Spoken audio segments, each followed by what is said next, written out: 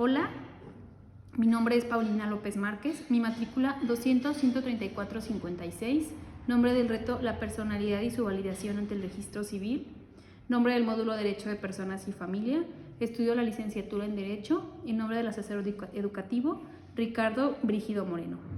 Hice una investigación de los atributos de la personalidad y las actas expedidas por el registro civil.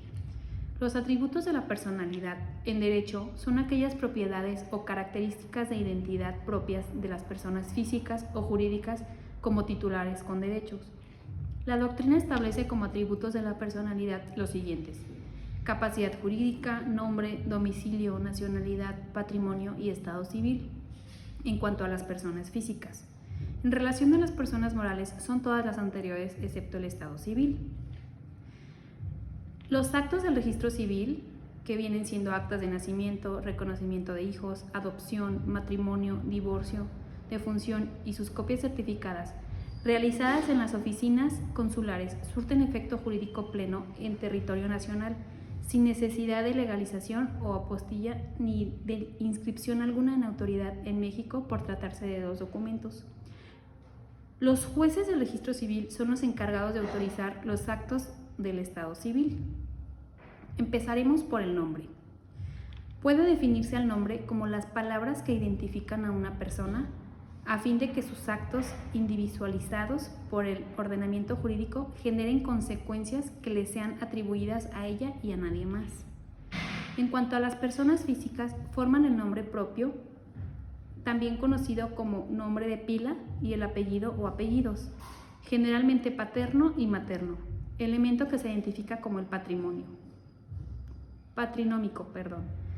La vinculación de estos elementos es propiamente el nombre de la persona física, sin perder de vista que la partícula que podríamos llamar elemento principal del nombre es el apellido.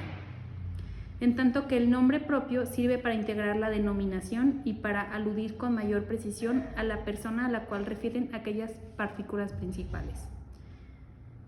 Cabe mencionar que en todos los tipos de actas que se expiden en el registro civil se necesita el nombre, tales como actas de nacimiento, reconocimiento de hijos, adopción, matrimonio, divorcio o defunción. Ahora seguimos con el domicilio.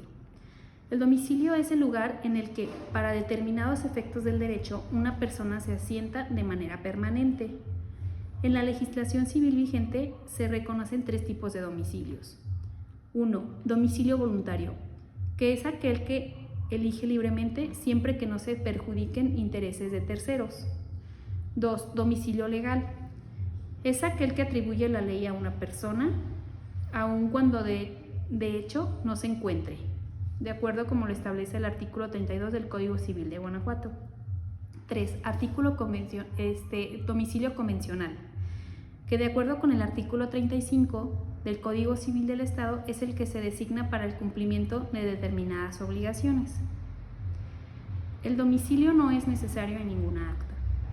Estado civil. El estado civil o de familia es un atributo exclusivo de las personas físicas que implica la situación que guarda un individuo dentro de su grupo familiar, con respecto a sus relaciones de matrimonio o parentesco.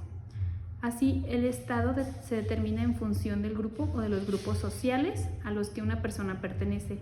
Por el ordenamiento jurídico atribuye esta pertenencia como inherente a la persona misma. Los tipos de actas donde se requiere el estado civil son el acta de defunción, el acta de matrimonio y el acta de divorcio. Capacidad jurídica. La capacidad jurídica es la aptitud que tiene la persona para ser titular de derechos, sujeto de obligaciones y, en su caso, ejercer esos derechos y cumplir esas obligaciones, y celebrar actos jurídicos por sí misma. Ahora bien, de este concepto genérico se desprenden dos de capacidad. Capacidad de goce, es decir, la aptitud para ser titular de derechos y sujeto de obligaciones. Todo sujeto debe tenerla, ya que de suprimirse carecerá de razón de ser de la personalidad, porque impedirá el ente de la posibilidad jurídica de actuar. Es por ello que no se concibe la noción de persona sin la capacidad de goce. B. Capacidad de ejercicio. a la cual también se le llama capacidad negocial y que puede definirse como la aptitud de ser titular de derechos, sujeto de obligaciones, celebrar actos jurídicos, así como exigir aquellos derechos y aquellas obligaciones por sí mismo. Las actas donde se requiere la capacidad jurídica son acta de matrimonio, de divorcio y de adopción. Gracias.